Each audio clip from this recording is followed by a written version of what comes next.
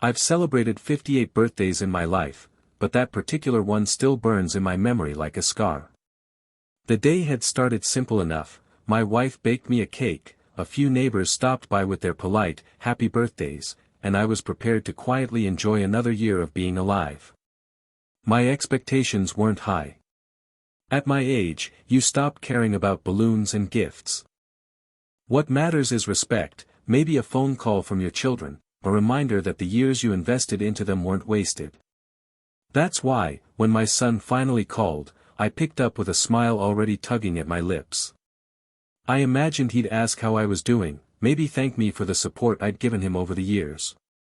Instead, his voice was flat, almost impatient, as if he were checking off a chore on a list. "Happy birthday, Dad," he said. "Listen, I don't have much time. I just wanted to remind you, you should think about selling the house and moving somewhere smaller. You don't need all that space. And let's be honest, your life is kind of useless now. You're not working, not really doing anything." His words cut sharper than any knife. Useless. My own son, the boy I raised with calloused hands and sleepless nights, reduced my existence to a word that dripped with contempt. I stayed silent, listening to him ramble about his career, his plans, how he didn't have time to babysit me. I didn't recognize the man on the other end of the line. I ended the call with a polite goodbye, but my chest burned with anger. He thought I was weak, old, irrelevant. He had no idea that the years had not dulled me. He had no idea about the careful investments, the properties in my name, the wealth I had quietly built while keeping a modest facade. He thought I was a burden. The fool didn't know I held more power than he could dream of. That night, as I sat in the dim light of my study, the word useless echoed in my head. And in that echo, something darker stirred. Revenge isn't born in sudden flames, it grows from slow embers, fed by disrespect and betrayal. I realized then that my son needed a lesson, one he would never forget. I would show him just how useless I was. After that phone call, I poured myself a glass of whiskey and unlocked the bottom drawer of my desk. Inside was a worn leather ledger, its corners frayed from decades of use. It wasn't flashy, no one looking at it would guess it contained the sum of a lifetime's discipline, sacrifice, and foresight. While my son was busy living beyond his means, buying luxury cars, eating out 5 nights a week, always networking, I was quietly building. Every extra dollar I had earned over 40 years of hard work as a contractor went into that plan. Some into blue-chip stocks, others into government bonds. A handful into rental properties that brought steady income long after my tools grew too heavy to lift. My wife never asked much about it, she trusted me. And my son, he never cared to look. Why would he? He thought money was only real if it flashed in your hand. I flipped through the pages, my eyes resting on the most recent entries. At last count, my assets totaled just under $3 million. I smirked bitterly. My son, who called me useless, didn't know I could buy his house twice over and still have enough to retire comfortably in any corner of the world. That night, I made a decision. I wouldn't confront him with anger. No shouting matches, no begging for respect. I would use my silence, my patience, my wealth as weapons sharper than any insult. If he saw me as irrelevant, then I would become the storm he never saw coming. I spent the next days gathering documents, copies of deeds, account statements, a safe deposit box key. As I organized, a plan began to take shape. I would slowly test him, offer him opportunities to show his character. If he showed greed, I'd let him fall into traps of his own making. If he showed cruelty, I'd expose it. And when the time was right, I'd pull back the curtain on my so-called useless life. Still, a part of me hesitated. He was my son, after all. Blood of my blood. But every time doubt crept in, I heard his voice again, sharp and dismissive, "Your life is useless now." That was enough to steel my resolve. In war, timing is everything. And make no mistake, I was preparing for war. 3 weeks passed before my son decided to visit. Not for my sake, of course, he needed something. I could tell the second he stepped through my door. His smile was too rehearsed, his tone too sweet, the way a man greases gears before asking for a favor.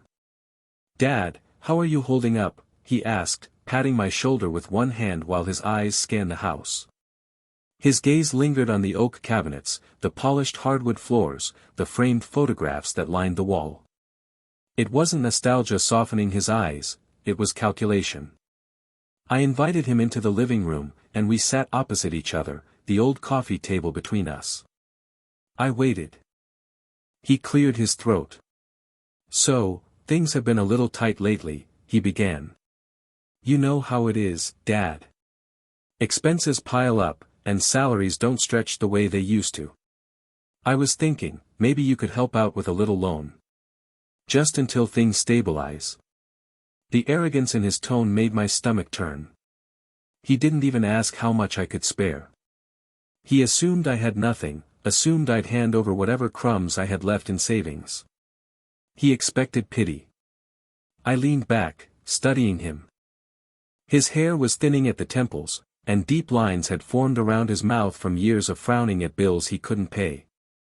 He was in his early 30s, yet already looked worn. My son, once full of promise, now living paycheck to paycheck because of arrogance and excess. "How much are you thinking?" I asked, voice steady. "Just 20,000, he said casually, as if it were nothing. "You know, bridge the gap until my promotion comes through. I'll pay you back, of course." I almost laughed. 20,000. If he only knew. But instead of laughing, I nodded slowly, letting him believe I was considering it. "I'll see what I can do," I told him. "But I need to be sure, son. A man should repay his debts." "Of course," he said quickly, too quickly. His eyes gleamed with relief, though. He thought he had already won. After he left, I sat in silence, the ticking of the old grandfather clock filling the room. My son had shown me his hand. Greed. Entitlement. A willingness to drain me dry without a thought to what I might need. I poured another whiskey and let the bitterness settle on my tongue.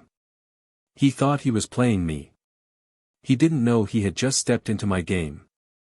The following week, I decided it was time to test my son's character more openly. If he thought I was an old fool clinging to scraps, then I'd give him the chance to prove whether there was even a shred of decency left in him. I called him one evening. "About that loan," I said. "I don't have 20,000 just lying around.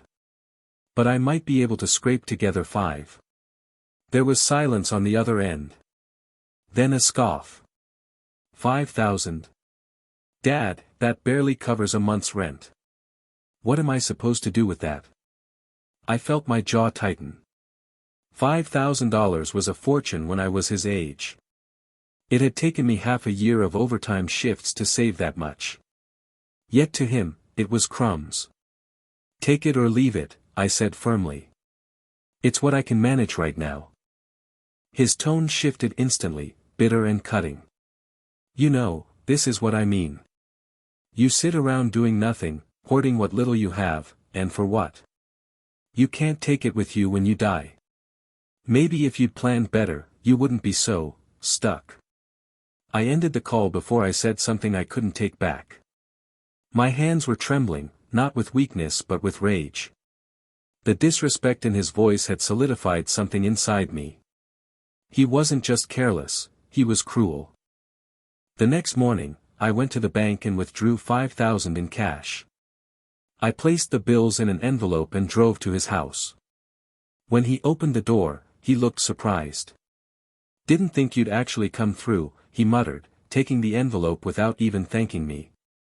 I watched carefully as he shoved it into his pocket. "Remember," I said, "this is a loan." Yeah, he waved me off. "Don't worry, Dad. You'll get it back." But I knew I wouldn't. He had no intention of repaying me. That was fine. It wasn't about the money. It was about seeing his true colors. That night, I opened my ledger again and wrote down the date, the amount, and one small note in the margin: first test, failed. My son thought he had won. He had no idea that every step he took was leading him closer to the trap I was setting. 2 months passed, and not a single word came from my son about repayment. No phone call, no message, not even a casual mention of the 5,000.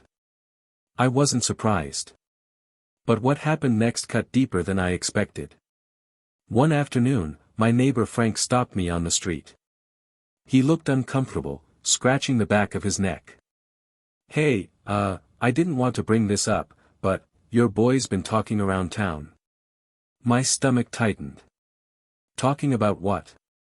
Frank sighed. "About you. Says you're broke. Says you can barely keep the lights on, and that soon he'll have to step in and take care of you." Heat rushed to my face. My own son was spreading lies about me, painting me as some washed-up old man too fragile to manage his own affairs. It wasn't just disrespect anymore, it was humiliation. He was rewriting my story while I was still alive to hear it. That evening, I drove to his house unannounced. He was sitting in his driveway, laughing with 2 of his friends, a beer in his hand. When he saw me, his smile faded, but only for a second. "Dad," he said, standing, arms spread wide as if welcoming me. "What brings you here?" I stared at him, my voice low. "Why are you telling people I'm broke?" His friends exchanged glances. My son chuckled nervously. "Come on, Dad. Don't take it so seriously. I was just joking around. Everyone knows you're not exactly rolling in cash. Lighten up." My fists clenched at my sides. A joke. That's what he called it. He had no idea that while he was playing with the ashes of my reputation, I was holding the fire itself. I turned and walked away without another word. Behind me, I heard him laugh again, louder this time, as if mocking my silence. That night, I couldn't sleep. I sat at my desk, staring at the ledger, my mind circling around the same thought: he wants to treat me like a helpless old man. Then I'll give him a taste of what helplessness truly feels like. I began drafting letters, carefully worded notes to lawyers, bankers, even an old friend who worked in real estate. If my son thought my life was useless, he was about to learn how powerful uselessness could be when it was armed with $3 million and a father's cold fury. The betrayal had turned the ember into a flame. And now, it was time to let it burn. The first step in my plan was subtle, almost invisible. I contacted my attorney, a man I had trusted for years, and scheduled a private meeting.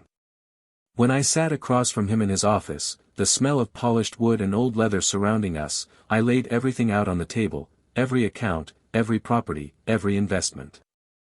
He raised his eyebrows. "That's quite a portfolio, Mr. Hayes. I didn't realize you had been this thorough." I smirked. "That's because I never advertised it. And now I need your help to protect it." Together, we drafted a new will. One that excluded my son entirely. Instead, the beneficiaries would be my wife, my grandchildren, and a foundation I intended to establish in my own name, funds directed toward scholarships for young tradesmen. Men who reminded me of myself at 20, calloused hands, hungry eyes, and a desire to build something lasting. "Are you sure about this?" my lawyer asked cautiously. "Disinheriting a child is a serious step." I nodded. "He's already disowned me in his own way. He's made it clear he thinks I'm useless. I'll let him live in that belief, until the day he realizes he was never part of the plan." As the papers were signed and sealed, a strange calm settled over me. It wasn't guilt or hesitation, it was satisfaction. For years I had been the silent builder, stacking bricks of security in the shadows. Now those same bricks would form the wall that shut him out. I didn't stop there. I arranged for my properties to be transferred into trusts, untouchable by greedy hands. I set up accounts that only my wife and grandchildren could access. Every step was calculated, every detail precise. When I returned home that evening, I poured myself a drink and sat by the fireplace. My son believed he held the upper hand, that I was dependent, frail, waiting for him to decide my fate. He didn't know I had already rewritten the story. In time, when the truth surfaced, he would see that the man he called useless had been the author of his downfall all along. But revenge isn't only about money. It's about timing. And I wasn't finished yet. I knew my son too well. He was predictable, greedy, impatient, and always sniffing for opportunity. If I wanted him to fall into my trap, I had to dangle something irresistible in front of him. So I invited him over for dinner. My wife cooked a hearty roast, the kind he loved as a child, and we set the table as if it were some ordinary family evening. When he arrived, he acted charming, smiling broadly, kissing his mother on the cheek, even complimenting the house he had once mocked as too big for me. "Smells great in here," he said, settling into his chair. "Feels like old times." I poured him a glass of wine, watching his eyes as he scanned the room again, calculating as always. Over dinner, I steered the conversation toward money, not directly, but in passing remarks. I mentioned how tough times could be, how some people manage to find lucky opportunities late in life. His eyes lit up like a predator spotting prey. "Opportunities?" he asked. I shrugged, pretending to brush it off. "Just stories I've heard here and there. Men who sold land they'd been sitting on, investments they'd forgotten about. Funny how life works, isn't it?" He leaned forward, his fork forgotten. "So you've been sitting on something? You never mentioned that before." I smiled faintly, as though I'd said too much. "It's nothing. Not worth talking about. Old men and their stories." That was all it took. He spent the rest of the evening prodding, fishing for more. I gave him scraps, half-truths about old contracts, vague mentions of savings bonds.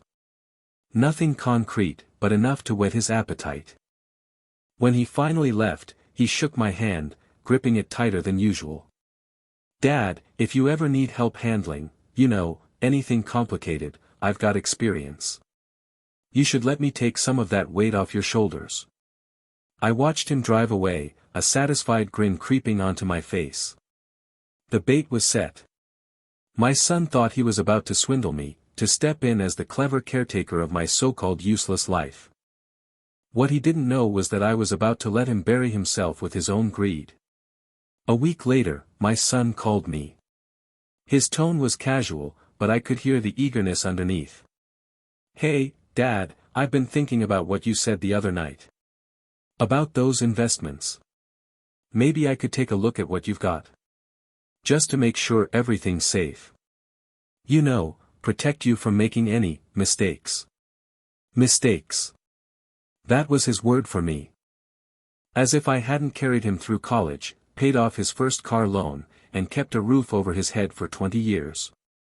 Still, I swallowed the bitterness and played my part. "You might be right," I said softly. "My head isn't as sharp as it used to be. Maybe I could use a little guidance." I suggested he come over that weekend. When he arrived, I had everything prepared. A folder sat neatly on the coffee table, inside were carefully selected documents, bank statements, property deeds, and account summaries. But these weren't the whole truth. They were only a fraction of what I owned, just enough to make his mouth water. He flipped through the pages, eyes widening with every turn. "Dad! I didn't realize you had this much. Why didn't you ever say anything?" I shrugged. "Never thought it mattered. But maybe you're right. Maybe I should let someone else take care of it before I mess it all up." He leaned back, already scheming. "I could handle this for you. I know about investments, real estate, all of it. You'd never have to worry again. Just sign over power of attorney, and I'll make sure everything's managed properly." There it was, the hook I had been waiting for. He wasn't even subtle about it. He wanted control, complete control. He thought I was desperate enough, weak enough, to hand it over. I nodded slowly, as though considering it. Maybe. But I'll need some time. Big decisions like this, they don't come easy. He smiled, mistaking my caution for hesitation. Of course, Dad. Take your time. Just don't wait too long. You never know what could happen. After he left, I sat in silence, the folder still warm from his greedy hands. My plan was nearly complete. He thought the prize was in reach. But what he didn't know was that the documents he'd seen were a carefully staged illusion. The real wealth, the millions, the foundation, the trusts, was locked away, untouchable. And soon, very soon, he would learn what it felt like to reach for everything, and come away with nothing. The day came sooner than I expected. My son showed up at my house unannounced, folder in hand, his eyes gleaming with hunger. He didn't bother with small talk this time. "Dad, I've got the paperwork ready," he said, placing the folder on the table. "All you need to do is sign. Power of attorney. I'll take care of everything for you." I studied him in silence. His hands twitched with impatience. He was convinced he had me cornered. To him, I was an aging fool who should be grateful for his help. I opened the folder. The legal language was clear. Signing meant he would gain complete control over the assets he thought I had shown him. He hadn't even tried to disguise it. Greed had stripped him of subtlety. I leaned back, letting the moment stretch. "You really think I'm that useless, don't you?" I asked quietly. He frowned, but his voice was steady. "Dad, it's not about that. It's about protecting you. You can't manage this stuff forever." I let out a laugh, low and bitter. "You're right. I can't manage it forever. That's why I've already made arrangements." His brow furrowed. "Arrangements?" I stood, walked to the cabinet, and pulled out a different folder, the real one. Inside were copies of the trusts, the foundation paperwork, and the will that cut him out entirely. I dropped it in front of him. He opened it, and I watched as the color drained from his face. Page after page, the truth unfolded. Not only had I hidden the majority of my wealth, but I had secured it beyond his reach. "What is this?" he whispered, his hands shaking. "This," I said firmly, "is the life you called useless. The money you'll never touch. The legacy you tried to steal with lies and manipulation. Everything I built is going to your children, to their futures, and to young men who remind me of myself. You get nothing." His eyes snapped up to mine, filled with shock, anger, and a flicker of fear. He tried to protest, to argue, but I cut him off. "You wanted control. Here's your control, none. You tried to make me small, to turn me into a burden. But I'm not the one who'll be remembered as useless." The silence that followed was heavier than any shouting match could have been. He sat there, staring at the papers, realizing the truth, that his greed had cost him everything. And I sat across from him, calm, steady, my revenge finally taking shape. Please subscribe to the channel and write in the comments what time it is where you are now. If you think revenge is fireworks and a public spectacle, you've never watched a slow clockwork unravel until every last cog gives up the pretense of moving. That's what I wanted, quiet, inexorable collapse, the sort that whispers and then makes the house of cards fall so everyone who helped build it has to sweep the pieces themselves. After I placed those trust documents on the table, my son spent the next month like a man trying to plug holes with his bare hands. He hired a lawyer who called me obstructionist and vindictive. He tried to rally my neighbors, telling a version of the story where I'd tricked him, painted me as the villain. He even used social media. One of his friends posted pictures of us when he was 5, with a caption about the abandoned dad who hoards cash.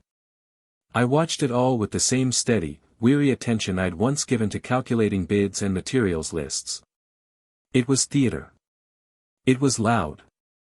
It was nothing that could touch the trusts. The legal challenges arrived like a summer storm, blustery messages, urgent forms, threats thin as paper. The trusts were ironclad, staggered distributions, discretionary boards, and clauses that required oversight from a third-party trustee in another state.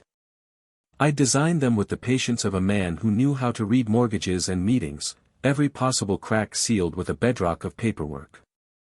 His lawyer realized on the third consultation what I already knew: you can shout, but you can't make the law bend for you if the documents are right. What unsettled me more than his futile lawsuits was watching him lose in the softer, crueler arenas, respect and relationships. His friends stopped answering his calls when they saw the filings. One by one they chose convenience over confrontation. His company, fragile as any of the startups he so loved, began to notice the distraction.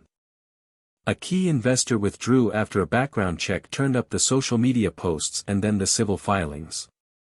It was quiet, too, this unwinding, not a courtroom drama but a steady drip that emptied his life of the small comforts he'd been so proud of. The worst blow came from the people I cared about most. My daughter-in-law, she who had slapped me that first year in front of the neighbors, texted about irreconcilable differences and a desire to avoid public spectacle. She left with the kids, claiming they needed space. I watched my grandchildren pack toys into a little duffel, faces hollow with confusion.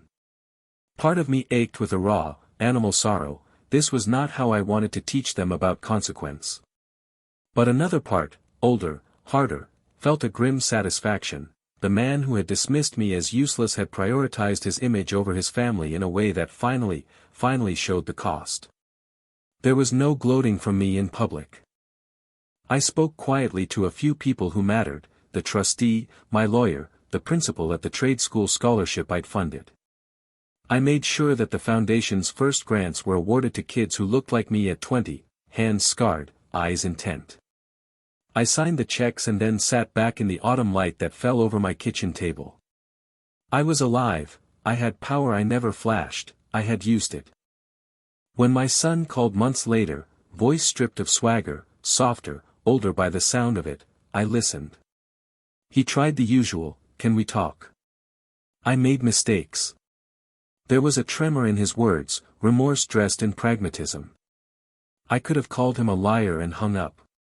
I could have demanded apologies and public confessions. Instead, I asked one question: do you want to see your children? He hesitated. Yes. Then come get them, I said. But not here. Not yet. It was merciful in its own way. I was not a monster. Revenge had been a teacher, and teachers sometimes grade harshly. I wanted him to learn, to rebuild, to feel the humility that might make him better, if he chose it. I wanted my grandchildren to know their grandfather as someone who had done right by them, not as an object lesson. In the months that followed, there were small reconciliations. He visited, more cautious than before, hand trembling when he handed over a coffee.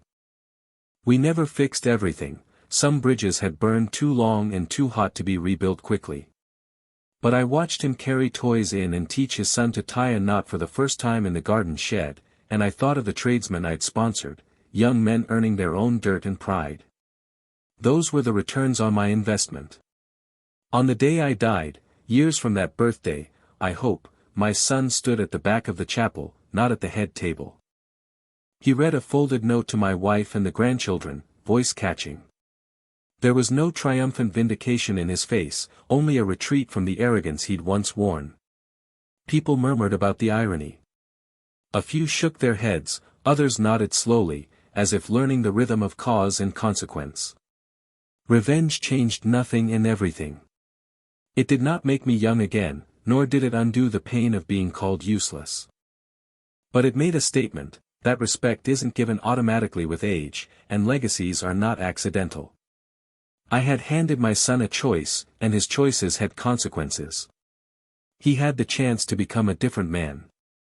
If you ask me now whether I regret the way I burned that bridge, I'll tell you this: there is a difference between cruelty and justice. I chose the latter. I chose to protect what mattered and to let the man who mocked me find his footing in the rubble. The ledger stayed on my shelf, worn and patient. The house remained full of photographs, some of which, now, had new faces smiling where bitterness once took root. In the end, I hoped my son learned that wealth is more than dollars, it's the steadiness you leave behind, the skills you pass on, and the way you treat people when you think no one is watching. If he learned nothing else, then I had failed. But if he learned to be less useless with everything he'd been given, then maybe my silence had been louder than his insult.